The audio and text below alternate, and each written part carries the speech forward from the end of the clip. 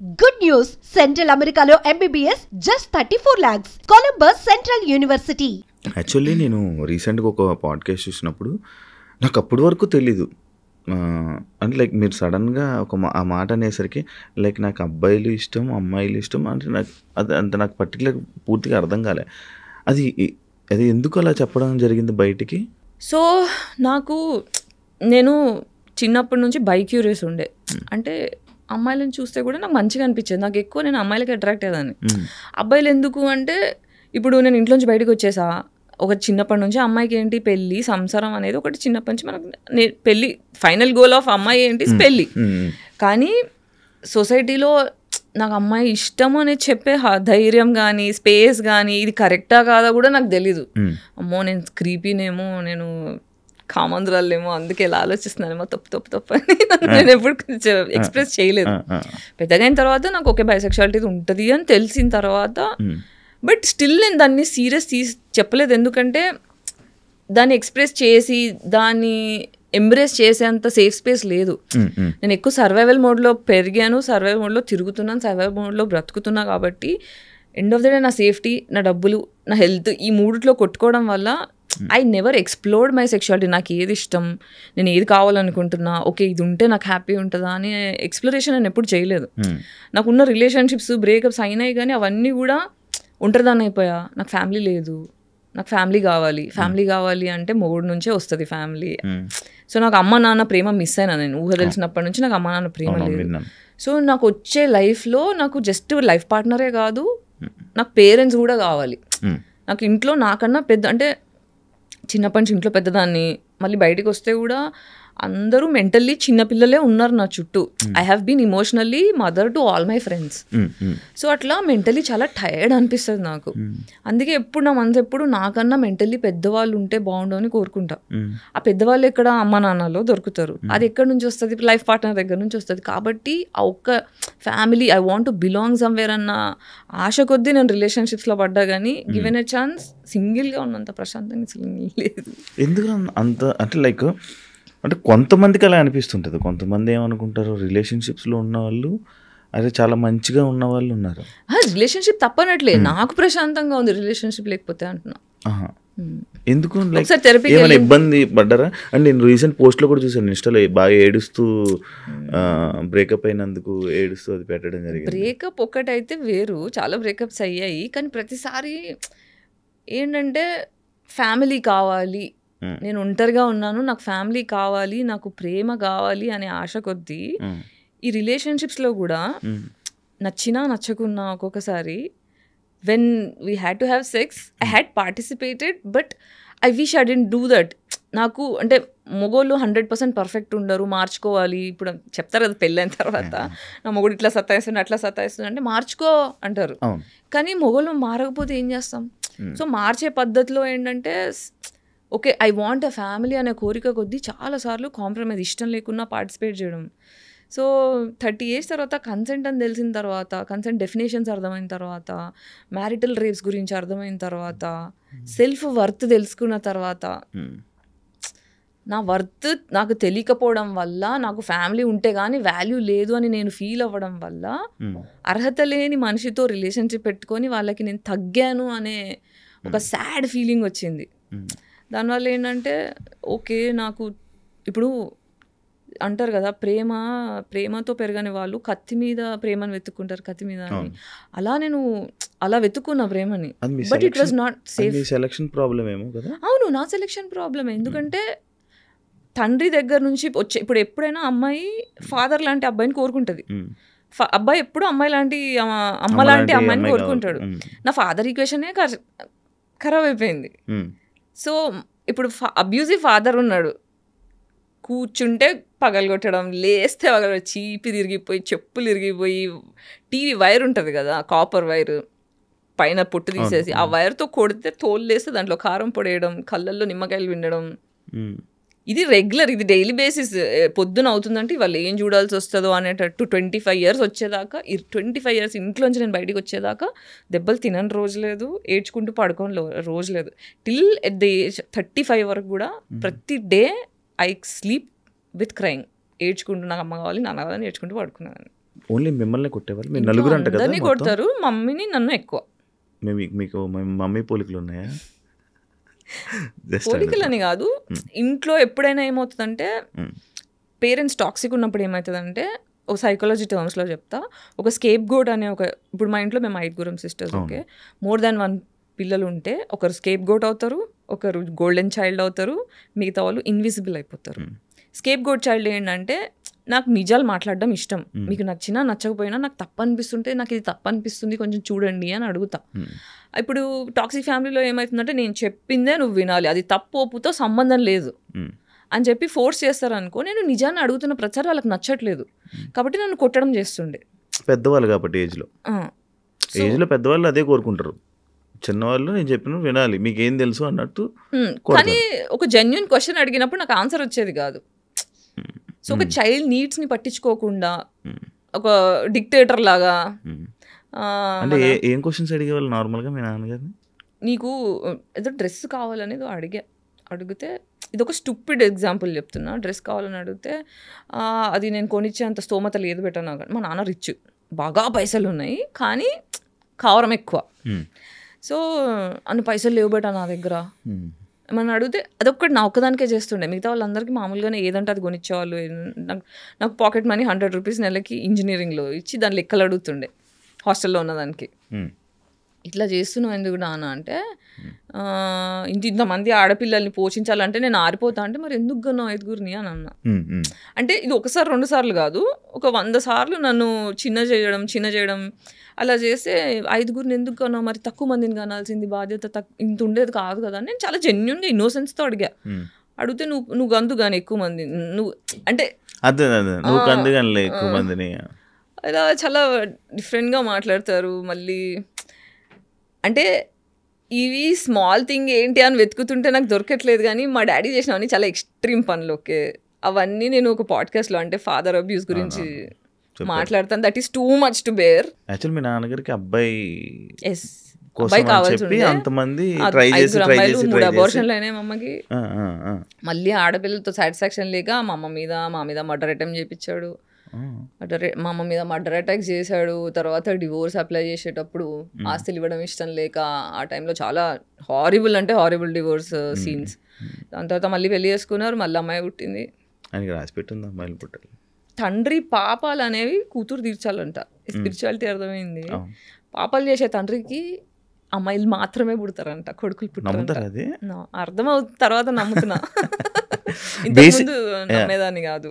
బేసిక్గా మీరు అలాంటి వాతావరణంలో నుంచి రావడం వల్ల మీకు ఒక అమ్మాయికి సపోర్ట్ చేయాలి అంటే, ఇలా చాలా మంది అమ్మాయిల జీవితాలు ఇలా ఉన్నాయి.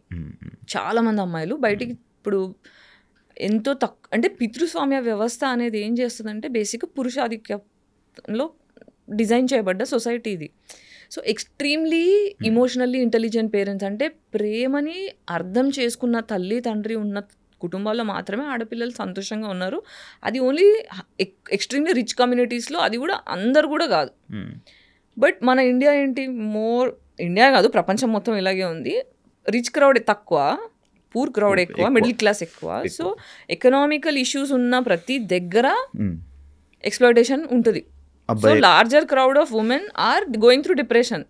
సో నా వాల్యూ ఏంటో నాకు తెలియకుండా నేను పెరుగుతున్నట్టు చాలా మంది అమ్మాయిలు, చాలా మంది కాదు, ఎక్స్ట్రీమ్లీ ఎక్కువ population, more than 50% of population అనే చెప్తాను నేను. మీరు ఇలా మాట్లాడడం స్టార్ట్ చేశాక ఏదైనా ఎవరైనా అమ్మాయిలు మిమ్మల్ని కాంటాక్ట్ అయ్యారా? చాలా మంది అవుతారు, రెగ్యులర్ బేసిస్లో అవుతారు.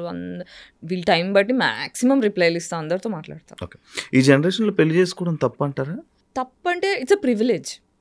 ఓకే, పెళ్లి చేసుకోవడం అనేది ప్రివిలేజ్. ఇప్పుడు నన్ను అడిగితే మనం అందరం యుద్ధంలో ఉన్నాం, సైకలాజికల్ యుద్ధంలో ఉన్నాం. ఇప్పుడు మనం ఏం చేయొచ్చు అంటే, తరతరాలు వరల్డ్ వార్ అయిన తర్వాత మనకి ఇండియా ఇండిపెండెన్స్ వార్ యుద్ధాలు అయిన తర్వాత ఏంటంటే, మనం అంతా ట్రామాకు గురామంటే, ఫర్ ఎగ్జాంపుల్ మనం పరిగెడుతుంటే పెద్ద దెబ్బై కాలు ఫ్రాక్చర్ అయిపోయింది అనుకోండి, ఆ కాలు ఫ్రాక్చర్ అయిపోయేదాకా మనం ఏం చేస్తాం, బెడ్ రెస్ట్ తీసుకొని దాని మీద ఫోకస్ చేస్తాం. దాని మీద ఫోకస్ చేస్తే దగ్గుతుంది. లేదు నువ్వు పట్టేసేసి నన్ను ఉరుకు అంటే ఉరకలేం మనం, దానివల్ల దెబ్బలు ఇంకా పెరుగుతుంది, ఇన్ఫెక్షన్ అవుతుంది, కాలు తీసేదాకా వస్తుంది. సో వార్ వల్ల ఏమవుతుందంటే, మన తాతలు ఇప్పుడు మా తాత ఫ్రీడమ్ ఫైటర్ ఉండే, ఫ్రీడమ్ మూమెంట్లో మా తాతయ్య పార్టిసిపేట్ చేశారు, బ్రిటిష్ వాళ్ళ చేతిలోనే చనిపోయారు మా తాతయ్య కూడా. ఎమ్మెల్యే ఉండే, ఫ్రీడమ్ వచ్చిన తర్వాత ఆ టైంలో హీ గాట్ కిల్డ్. సో ఇట్లాంటి టైంలో ఏమవుతుందంటే మన తాతల జనరేషన్ వాళ్ళందరూ ఇమోషనల్ ట్రామాకి గురయ్యారు.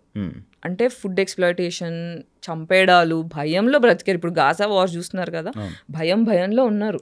ఈ గాజాలో ఎవరైనా మిగిలారు అనుకోండి, వాళ్ళ నెక్స్ట్ తరాలందరూ కూడా మన డిఎన్ఏలో 7 తరాల మెమరీ స్టోర్ అయిపోయి ఉంటుంది. తెలుసా మీకు? తెలియదు. మనకి డిఎన్ఏ మనకి ఇప్పుడు సరే పెళ్లి చేయాలంటే 7 తరాల టు 7 తరాలు ఎందుకంటారు నాకు తెలియదు.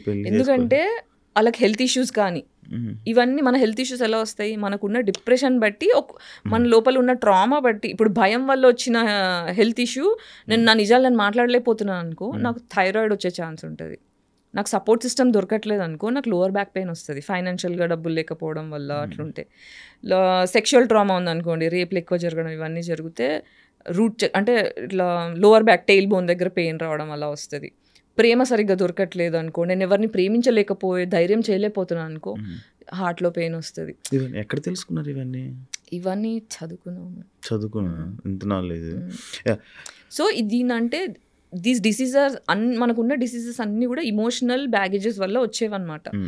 సో మన తాత ముత్తాతల జనరేషన్ వాళ్ళందరికీ ఇలా డిఎన్ఏలో కూర్చుండిపోయాయి. అందుకే ఒక్కొక్కరికి ఒక్కొక్క లాంటి డిసీజెస్ వస్తుంటాయి.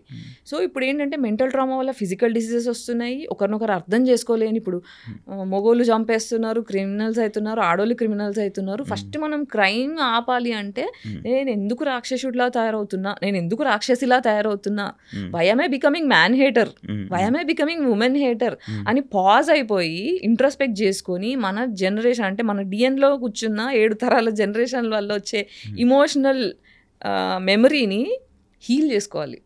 అంటే ఏళ్ళు దెబ్బ తగిలింది, నేను ఇప్పుడు పరిగెత్తదలుచుకోలేదు, కాలికి దెబ్బ తగిలింది, నేను పరిగెత్తదలుచుకోలేదు, ఫస్ట్ కూర్చొని నేను ఫోకస్ చేసుకొని హీల్ చేసుకుంటా. తగ్గిన తర్వాత అప్పుడు నేను నడుస్తా, తర్వాత పరిగెడతా.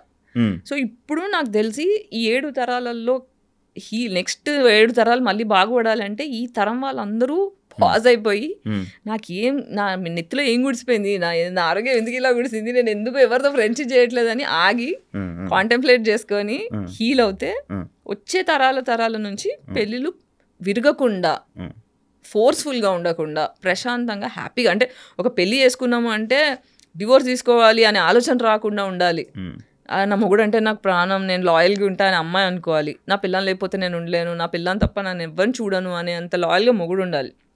అలాంటి రిలేషన్షిప్స్ మనకు రావాలంటే ఈ ట్రామాల నుంచి బయటపడాలి. కానీ ఇప్పుడు అవి రావు కదా. ఇప్పుడు ఈ మధ్య కాలంలోనే డివోర్స్ అంటే సింపుల్ అయిపోయింది. ప్రతి ఒక్కరు ఐసోలేట్ అవ్వాలి. నా గురించి నేను ఫోకస్ చేసుకొని నేను హీల్ అవ్వాలి అంటే రిలేషన్షిప్లో ఉండకూడదు. రిలేషన్షిప్లో ఏమవుతుందంటే, రిలేషన్షిప్ వల్ల వచ్చే మేజర్ సైడ్ ఎఫెక్ట్ ఏంటంటే, నాకన్నా నా పార్ట్నర్ మీద ఎక్కువ ఫోకస్ చేస్తా. వాళ్ళ బాగోగుల గురించి చూడడమే రిలేషన్షిప్ ఇవ్వడం. ఒకరికి మనం ఇవ్వాలి అంటే మన దగ్గర ఉండాలి. మనమే డిప్రెషన్లో ఉన్నామంటే డిప్రెషన్ నా దగ్గర ఏముంటే అదే ఇస్తాను నేను. ఇప్పుడు దగ్గర నన్ను ఫోన్ అడిగారు అనుకోండి, యాపిల్ ఫోన్ ఉంది, ఈ ఫోన్ ఇస్తా. నా దగ్గర నోకియా 1100 ఫోన్ ఉంటే అదే ఇస్తా. ప్రేమ కూడా అంతే. నేను ప్రేమ అనేది పరిచయం కాలేదనుకో, నేను అబ్యూస్ ఇస్తా. కాబట్టి మనం అబ్యూస్ అనేది మనకు జరిగింది, మన పేరెంట్స్ని మనం ఫర్గివ్ చేయాలి, యాన్సిస్టర్స్ని ఫర్గివ్ చేయాలి. ఎందుకంటే వాళ్ళు ట్రామాకి గురయ్యారు కాబట్టి ఆ భయం కొద్దీ వాళ్ళు కోపాన్ని మన మీద రుద్దారు. అందులోంచి నేను బయటికి వచ్చి ఫర్దర్గా నా పిల్లానికి కానీ మొగుడికి కానీ పిల్లలకు కానీ పాస్ చేయను అని హీల్ అవ్వాలి. So it's a pause that is happening which is good. పెళ్ళిళ్ళు అనేది ఇంకా ప్రివిలేజ్. మీరు ముందు సాక్షిలో పనిచేసేవాళ్ళు, తర్వాత స్టార్ మా మ్యూజిక్ హోస్ట్. స్టార్ మా గురించి కూడా తెలుసా? చాలా మందికి తెలియదు. చాలా మందికి తెలియదు. అదే మా మ్యూజిక్లో చేశారు. ఫస్ట్ సాక్షి తర్వాత నుంచి మా మ్యూజిక్ వచ్చారు. మా మ్యూజిక్ నుంచే అలాగా యాక్టర్ అయిపోయారు సడన్గా. అంటే ఈ జర్నీలో ఒక దాంట్లో ఒకరి కోసం అంటే ఒక మంచి మాటలు. సాక్షిలో మీరు దేని గురించి చెప్పేవాళ్ళు? ఉమెన్ గురించి మాట్లాడు. సాక్షిలో బేసిక్గా నేను చాలా ఇన్నోసెంట్ ఉండే, just excitement, I want to get here. ఎగ్జైట్మెంట్లో ఫస్ట్ నన్ను చాలా సన్నగా ఉన్నావు అని చెప్పి జస్ట్ స్పేర్ యాంకర్ కింద పెట్టుకున్నారు. ఈటీకి లేదు సాక్షి అదే ఎంటర్టైన్మెంట్ దానికి. కానీ ఫస్ట్ అంతా న్యూస్కి ప్రిపేర్ చేశారు, ఎన్డీటీవీ నుంచి వచ్చి వాళ్ళు ట్రైనింగ్ ఇచ్చారు. నాకేమో న్యూస్లో ఫిట్ అవ్వను, నేను చేయనంటే నువ్వు చేయని ఫోర్స్ చేసి చేయించారు, కానీ నాకు నచ్చట్లేదు. మెల్లగా ఎంటర్టైన్మెంట్ స్టార్ట్ అయిన తర్వాత నేను ఇక్కడ స్టార్ట్ అయిన దగ్గర నుంచి ఎవ్రీబడి స్టార్ట్ అయ్యి టీఆర్పీలు పెరగడం స్టార్ట్ అయినాయి. ఫస్ట్ యాడ్ నా షోకే వచ్చింది, హైయెస్ట్ టీఆర్పీ నాదానికి వచ్చింది. కాబట్టి చలో నువ్వు ఇంకా దున్నేసే అని చెప్పి 4 shows చేయడం స్టార్ట్ చేశాను. అట్లా మా మ్యూజిక్ వచ్చారు, మా మ్యూజిక్లో జర్నీ స్టార్ట్ చేశారు, ఫ్యామిలీ ఆడియన్స్ని దగ్గర అవ్వడానికి సినిమాలు ట్రై చేశారు. కానీ సడన్గా మీరు ఈ ట్రామాకి రావడానికి, లైక్ ఇలా మీరు మాట్లాడడానికి, మీరు ఇలా మారడానికి బిగ్ బాస్ ఒక కారణం అని చెప్పి అని అంటారు జనాలు అనుకుంటున్నారు. Bigg Boss one of the contribution. అసలు నిజంగా మీకు అది జరిగిందా, లేకపోతే కాంట్రవర్సీ కోసం మీరు అలా చేశారా అప్పుడు? నేను అసలు ఆ విషయం తీయదలుచుకోలేదు, లైట్ తీసుకొని నా పని నేను చేసుకుంటున్నా. చాలా తిట్టుకున్నా, నా టైం వేస్ట్ చేశారు, నా ప్రాజెక్ట్ ఖరాబ్ అయినాయి, 15 సినిమాల దాకా వదిలేసి అప్పుడే ఫేమస్ అయ్యా. ఎన్ని ప్రాజెక్ట్స్ వస్తాయి, లేదు నేను వేరే మళ్ళీ చెప్పకూడదు, బిగ్ బాస్ అని ఎవరు చెప్పకూడదు, అన్ని క్యాన్సిల్ చేసుకుంటూ కూర్చున్నా. 3 నెలలు వెయిట్ చేయించి ఇంకో 10 రోజులు ఉందనగా మీరు ఉండొచ్చు ఉండకపోవచ్చు అంటే, నాకు మీటింగ్ కావాలని వెళ్ళి మాటల్లో కూర్చుంటే వాళ్ళు పట్టించుకోలేదు. దిస్ ఈజ్ సెల్ఫ్ రెస్పెక్ట్కి లేదా అంటే, నేను మనిషిని కాదా, నాకు వాల్యూ లేదా, నా టైం ప్రెషర్స్ కాదా, మీరు ఎంత పెద్దోళ్ళు అయితే నేను మరి పురుగుని కాదు కదా. I have my identity, I'm living, నేను కష్టపడి బతుకుతున్న మనిషిని, నేను ఎవరిని ఎక్స్ప్లాయిట్ చేయని మనిషిని, నాకు ఎందుకు ఇట్లా డిస్రెస్పెక్ట్ చేయాలని అకౌంటబిలిటీ కోసం మాటకి వెళ్తే పట్టించుకోలే. రిసెప్షన్లో కూర్చోబెట్టారు, పొద్దున్న సాయంత్రం దాకా పంపించేశారు. ఇలా కాదు అని నా ఫ్రెండ్స్ని ఎంక్వైరీ చేసి, నా సర్కిల్లో ఎంక్వైరీ చేసి నంబర్ తీసుకొని ఆయన అడిగా, బ్రో ఏంటి ఇట్లా ఉంది అంటే, పార్క్లో కలుసు అంటే అక్కడ కలిస్తే మరి ఇప్పుడు నన్ను ఇంప్రెస్ చేసుకోవాలి కదా గాయత్రి, నేను నీకెందుకు చేయాలి, చాలామంది ఉన్నారు రావడానికి, నీకే ఎందుకు చేయాలి అంటే, ఈ మాట 3 నెలల ముందు చెప్పుంటే నేను లైట్ తీసుకునేదాన్ని. నా టైం వేస్ట్ చేశారు కదా, దానికి అకౌంటబిలిటీ ఏంటి అంటే, చూద్దాం నేను కూడా హ్యాపీ అవ్వాలి కదా, నేను కూడా ఆలోచించాలి కదా, మన ఉంటే చెప్తా అన్నారు. అని చెప్పేసి వచ్చేసా, లైట్ తీసుకున్నా. దాని తర్వాత మాట్లాడడం స్టార్ట్ చేసిందా, అప్పుడు అరే ఇప్పుడు నేను ఇన్నేళ్ల నుంచి మీటు గురించి దాని గురించి చాలా మాట్లాడాను, నా కోసం ఎవ్వరూ నిల్చోలేదు. It was all alone fight. అంటే ఇప్పుడు శ్రీరెడ్డి మాట్లాడినప్పుడు చాలా మంది మహిళా మండల సంఘాలు వెళ్ళి శ్రీరెడ్డికి సపోర్ట్ చేశారు, జూనియర్ ఆర్టిస్టులు వెళ్ళి సపోర్ట్ చేశారు, చాలా చేశారు, కానీ నా వాయిస్కి ఒక్కరు కూడా రెస్పాండ్ కాలే. సో వెళ్ళి టీవీ ఛానల్ TV5లో చూసాను నేను, తను వెళ్ళి తనతో ఏమేం జరిగిందో ఎగ్జాక్ట్లీ అదే జరిగింది నాకు. సో నేను అనుకున్నా, అరే నాకు ఎవరు నిల్చోలేదని నేను బాధపడ్డా, ఇప్పుడు ఈ అమ్మాయి ఒక్క స్ట్రగుల్ అవుతుంది, ఎవరు నిల్చోపోతే ఎలా అని చెప్పి చాలా సోషల్ రెస్పాన్సిబిలిటీతో ఫెమినిస్ట్గా వెళ్ళి I also went through the same thing, let me know what I can, అంటే నేను ఎలా హెల్ప్ అవ్వగలుగుతానో చెప్పు, I will be there for you, అసలు don't hesitate to contact me అని చెప్పా. తర్వాత కేసు పెడదాం అనుకుంటున్నా, ఏమంటావు అంటే, okay if it is worth it let's do this అని చెప్పి లాయర్ని మాట్లాడుకొని ఇంకొక ప్రొడ్యూసర్ నా సపోర్ట్ చేస్తా అని చెప్పి మొత్తం తప్పుదారి పట్టించారు. మధ్యలో నాకు అర్థమైంది ఏంటంటే, అందరూ గేమ్ ఆడుతున్నారు, అటు గేమ్ ఆడుతున్నారు, ఇటు గేమ్ ఆడుతున్నారు, మధ్యలో నేను ఒక ఎర్రి పుష్పం అయినా అని నాకు అర్థమైంది.